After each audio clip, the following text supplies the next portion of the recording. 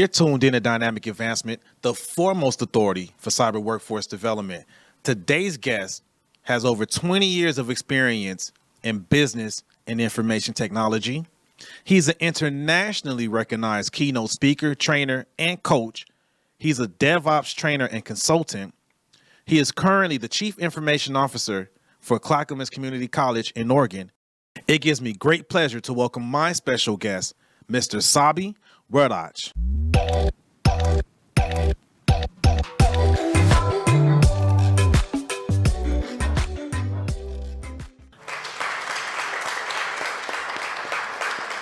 Excellent. Well, thank you very much for this opportunity and such a nice introduction with actually pronouncing my name exactly right. So nice. I am so excited to be here today and sharing my journey and my learnings and looking forward to this conversation. Awesome. And thank you for taking the time out. I know you're a busy man. Life of as a CIO, I know it's busy and demanding. So thank you for taking the time out and just sharing your experiences with our audience. So starting out, for someone who's watching this, who doesn't know what a CIO is, would you mind explaining what that role is and what it does? You know, as a CIO, people think when they think that term, Chief Information Officer, the first thing which comes to their mind is technology, right? Applications, network, all that stuff. Actually, it's totally inverse. You know, CIO spends 80% of their time in communication, in strategy building, and 20% of their time in technology.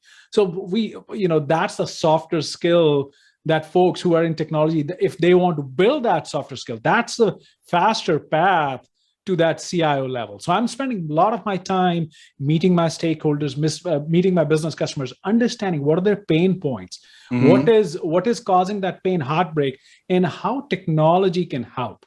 How can technology help remove those roadblocks? Yeah, no, you bring up a good point. I don't think a lot of people were ready for you to just starting out. You started out with soft skills. I think everyone who pushed play on this was ready to hear you start getting real techie, but no, you went supporting the customer, communication, effective communication, and I'm seeing a recurring theme. Almost every guest that I've had has said what you said for different types of cyber roles. That's very interesting. That is very, very interesting. What would you recommend someone to do to like sharpen up those type of soft skills and communication skills? Absolutely. You know, the first piece which I will tell is you need to be aware about your strengths. What is your superpower, right? We always run after this shiny thing. Maybe cybersecurity is that shiny right now, right? Yes, people want to get in there and then they run after that. Or there could be, project management. There's a PMP certification. Somebody will tell, hey, this will get you a job. They start running after that. Before even running after something, you need to take a step back and say, let me be aware about me. Who am I? What are my strengths? What make me stand out? And then, based on that, align your journey in that, because that's where you're going to enjoy this journey because it aligns with your strengths. Yeah. And that's where you're going to go much faster and much farther rather than just running after those shining pieces. So coming back to those, softer skills, how do you do that, right? Where do you go and build those softer skills? I will say practice. There are a lot of books to start with. Start reading those books. What are softer skills? What does it mean, right? The softer skills is, building trust within the organization, building those relationships within the organization. How you do that? When we talk about relationships, I usually start by saying, hey, do you get relationships? It stands like GET, right? So G stands for gratitude. Gratitude. So it's so important. Are you thanking yourself? Are you kind to yourself? And are you kind to your team members? Because everybody is there doing their best, but thanking them it starts with small appreciation. Saying, hey, thank you for the work which you're doing, right? Yeah. That starts with gratitude. E stands for empathy, right? I'm with you. And empathy is also three kinds, right? The first one is You go into your office and you see a team member is having an off day. We are so busy in our world, we don't pay attention to our team members. What's going on, right? So are you paying attention that your team member, something is off today? Then that's the first kind of empathy where you can see, okay, when you can observe something is off today. Then the second kind of empathy is where you go and have a conversation and say, what's going on, buddy? And then they open up and say, something happened, something in their life, something in their work, something is going on which is making their day off, or they're not in the right state of mind. And the third kind of empathy is the cognitive empathy, which is taking an action. And action is, what can I do? What can I do to help you out? And then doing it, right? Not just saying it, but doing it. That's how you build those relationships. And T stands for trust. And if there is no trust, there is no relationship. There is nothing in there. 100%. Right? 100%. Yeah. Nice. So gratitude, empathy, and trust. Absolutely. It's so crazy, right? Because I know whenever I'm teaching some IT courses, I always tell my students a little bit of empathy goes a long way. Absolutely. So it's refreshing to hear from someone at your level, in your position, out the gate. That was something that was a part of that, because I think a lot of people they underestimate the importance of in business. Any business is really just people serving people, whether if it's with a product or a service. If you're in tech, IT, cyber, we're really a service. Absolutely. Right? So, and part of serving that people is exactly what you said. Gratitude, empathy, and trust. I'm loving that. I am loving that. And it's coming from a CIO. So y'all better listen. Absolutely, man. Boss, no, I'm just joking. I can go deeper. I talked about trust, and trust is such an important piece. Although I put it at number 3, it's not number 3, it's number 1. But I just wanted to give that acronym in there. That's very nice acronym. How do you build trust, right? In any organization. So there are many models out there. Stephen Covey has 13 behaviors of building trust. Brene Brown has this braving model of building trust. But for the techies and the geeks here, I have a trust equation for you. A trust equation. There you go. T is equal to R plus C plus I divided by SI. There you go. That's a nice formula. So let's dig deeper into that, right? What does T trust is equal to R, which stands for reliability. Are you a reliable person? Okay. If you ask me, Saby, you need to be here, and if I don't show up, it's 5 minutes late, 10 minutes late. Are you going to trust me? That trust is going to go down. It's going to go down. It's going to go down, right? Yep. So are you a reliable person? C stands for competence. Competence is your boss has given you something. Can you deliver it?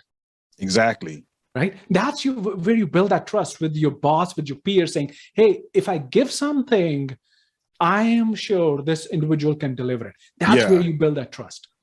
So that's C.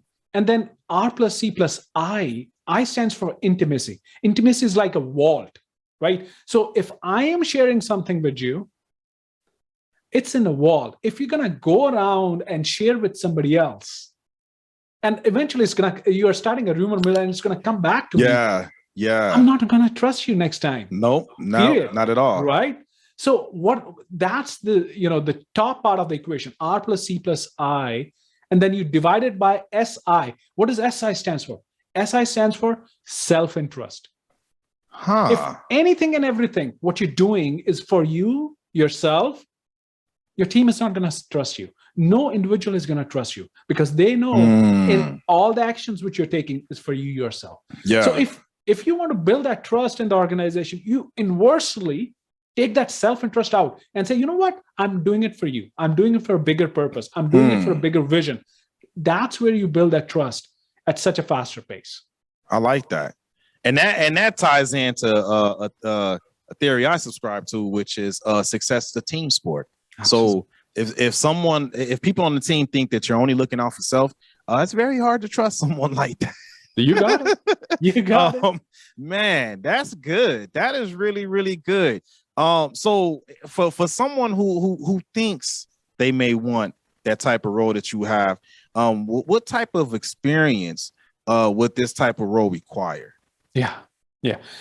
Interestingly, I I will share my journey a little bit here, right? I never wanted to be a CIO, right? When I went to college, I never thought that I will, that CIO is my end goal, right? I did my bachelor's in computer science, got a job as a software developer, and I just wanted to be a better software developer. And then I was put in a team lead position, and then I started enjoying it.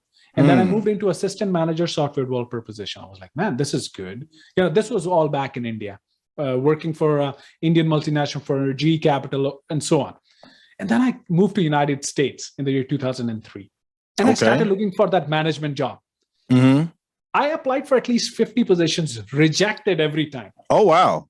All the time, they were like, you don't have experience managing teams. You don't have experience managing US teams. So I was like, okay, so where do I go and get that experience if you're not going to give me, right? So I started back as a software developer back here. I started working for City of Portland. Okay. So, I always wanted to be that application development manager. That was my dream job. Like, okay, that's where I want to go, right? Okay. And I was like, well, how do I get there? Right. So 3 years into this software developer job, within my organization, I started looking for folks, who everybody talks about, right? In any organization, there are these leaders. These are superstars, these charismatic leaders. And I was like, I want to be like them. So I identified 3 of those folks. And I said, everybody talks about them. What is one common thing between these 3 folks? And guess what? What I found, all 3 had under their signature something called PMP. I was like, what is PMP? I had no clue. It was like, okay, let me dig into that. If I want to be like them, I better get that PMP. Yeah, it makes sense. It makes sense, right? Yeah, that logic checks out. Logic checks out. So I went from, PMP stands for Project Management Professional. So I went for that certification and got it. And then I moved into a project manager job. Okay, so from software engineer to project manager. Project management. Okay. Right? And then I said, okay, now where do I go next, right? Again, the goal is what? That application development manager, right? Where do I get that? So I started applying for a supervisory kind of positions and again, rejected all the time. And in the meantime, I was given a job of a business relationship consultant at the city because that was one step higher. So, applied for jobs, every time rejected the same thing. I was like, this is a chicken and egg thing. And this is a big challenge for many of the folks who want to move into that management role. Yeah. Right? So at the same time, I had joined PMI Portland chapter as a volunteer. Okay. So I was the person who was, because after you clear your PMP, it's a tough exam. And you don't want to give that exam again. So to maintain that certification, get those CEUs. You need those PDUs. PDUs, PMI calls it PDUs. Yeah. Yep. So you better get those 60 PDUs. So I started volunteering there because I wanted to make sure I get those 60 PDUs. I'm not mad at that. I don't want to go for that certification again. So I eventually came onto the board and became a VP of membership at PMI Portland chapter. So position came up again as application development manager, my dream job. And I went for an interview and they said, hey, I see on your resume, you don't have experience managing US teams. Well, like, hold on. I said, okay. Hold on now. Hold on. There are 3 kinds of leadership. It's like, okay, tell us more. I was like, okay, number 3 comes in a manager or a supervisor, a functional manager, right? They have the power, they have the authority to get the work done. It's tough, but it's still easier because you have the power and authority, right? You can say, hey, if you don't do this job, guess what? You can discipline them. You can do all kind of stuff, right? Number 2, in terms of complexity, comes in a project manager. There you go. They don't have any power. They don't have any authority. But guess what? They are responsible for delivering that project successfully. Yep. So how do you do that? You need different skill set. You need to sharpen your skills of motivating the team, building those relationships, and so on. So it sharpens your skills, right? Yep. But in terms of complexity, number 1, comes to be a volunteer leader, where you are still responsible for delivering the services to your members, but you're not getting paid, and all the work is being done by what? Volunteers. Volunteer. Yeah. So that's where you sharpen your skills of influence, because that's the number one skill set of any leader. How can you influence people around you? So if people are, so I did that, and they said, okay, we'll give you a shot. Perfect. Nice. Done deal. So once I got into that role, I was like, okay, I'm done in my life, right? This is all I wanted. Can I retire now, right? Would I be in this role forever? And then, a lot of self-reflection for next 6 months. It was like, why I always wanted to be here, right? Yeah. Why I always wanted to be an application development manager. And then that was an aha moment for me when I realized it's not about technology. It's not about application. It's about people. The people. Yes. It's always about the people. So that moment, it was like, okay, I don't care about technology or application or infrastructure or cybersecurity. Put me anywhere, I'll be successful, because it's always about people.